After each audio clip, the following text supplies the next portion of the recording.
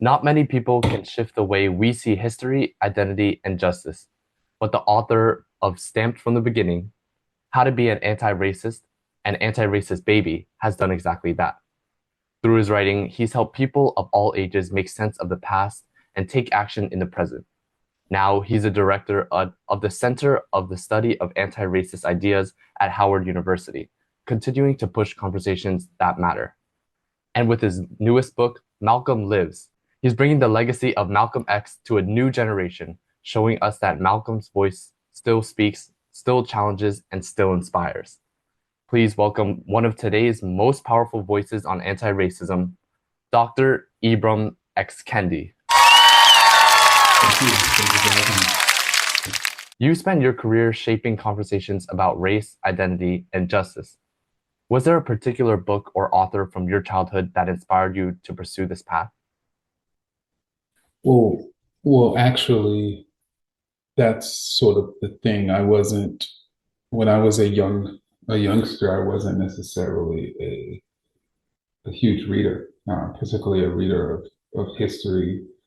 Uh, and, and I think that my upbringing, not being exposed to books that I found interesting, that sort of enchanted me, is one of the reasons why, even though I write books for adults, I've decided to spend some time writing for young people, so that young person like me, if there was a book that could put in front of them and get them in a path of reading much earlier, um, that would be perfect. So it really wasn't until college that I really became the reader that I am today, and then became inspired by particular people like Malcolm X. Your work sparks both praise and controversy. How do you handle being at the center of national debates on race, and what keeps you motivated? I think how I handle it is just not necessarily taking it personally. And as an historian, particularly a historian of Black Americans, particularly those Black Americans who have been anti-racist, every generation there's been anti-racist Black Americans who've been rendered controversial because we see racism as the problem as opposed to Black people. And so I try to put what happens to me in a historical perspective, and just not take it personally. And I think that allows me to navigate the controversy, but then even navigate those who are misrepresenting my work, because there's also a long history of that as well. What inspired you to reimagine Malcolm X's life in Malcolm Lives, and how does it challenge our view of historical figures? But I think what inspired me was I started really studying Malcolm X more informally, I believe in graduate school, so about 20 years ago. And over the course of the last 20 years, there's been actually quite a few major biographies of Malcolm X that have been written for adults. And so I never personally thought that a biography, was needed, but I was also simultaneously continuing to study Malcolm X, particularly his life and thought. And so I actually was approached and by the a publisher, as well as the Malcolm X estate, who were interested in partnering with an author to write this biography. So of course I jumped at the chance, and I jumped at the opportunity, and I jumped at it because I think Malcolm's life and message is so relevant to the here and the now. Something as simple as us being inspired by his courage in this moment is critical, or even the ways in which he was willing, even his critics could not deny that he was willing to tell it like it is.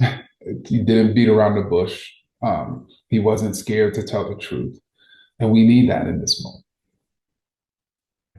Malcolm X has been written about a lot, but Malcolm lives, presents him in a way that we've never seen him before. What aspects of his life do you think have been overlooked, and how does your book bring them to the forefront?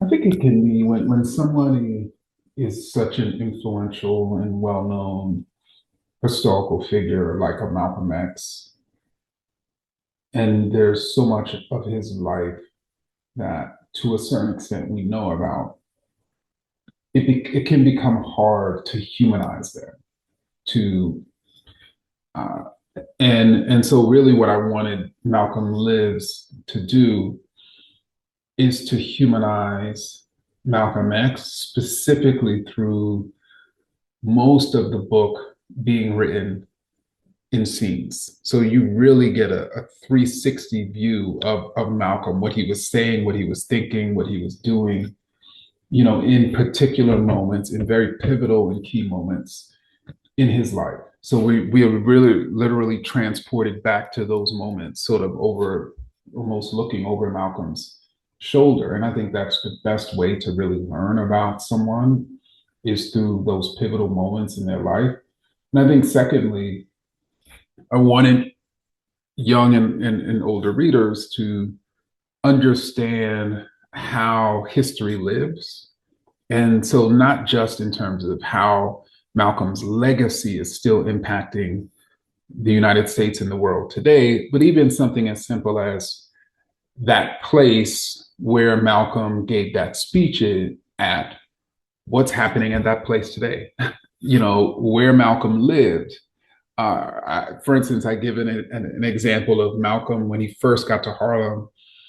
One of the places he was so excited to go to was this famous Black-owned bar in Harlem named Small's Paradise. So he goes to Small's Paradise, eventually becomes a waiter there, and he called it Seventh Heaven, like, just being in this sort of hip, cool place.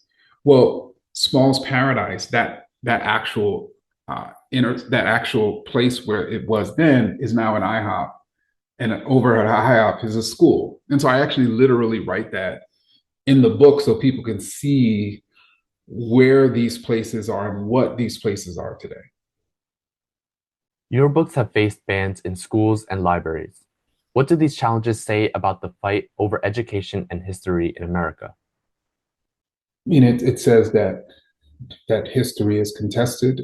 It says that there are certain people who don't want to engage in the intellectual process, which is to say, if someone presents or writes a particular history book with a certain with their documents and their evidence, and their findings are one you don't necessarily agree with, your job is to challenge that with evidence, or write a different story with evidence.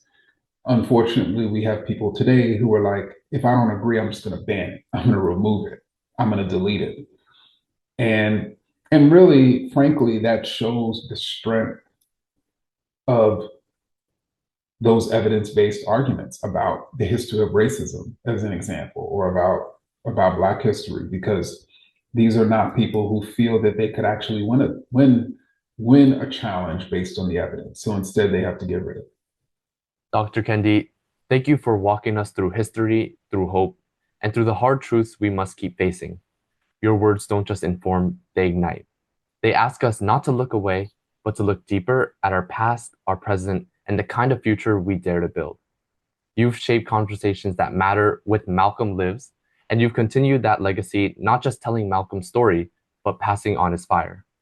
You remind us that Malcolm X's voice still speaks not as an echo, but as a call to think, to speak, to act, a call to remember that justice never dies.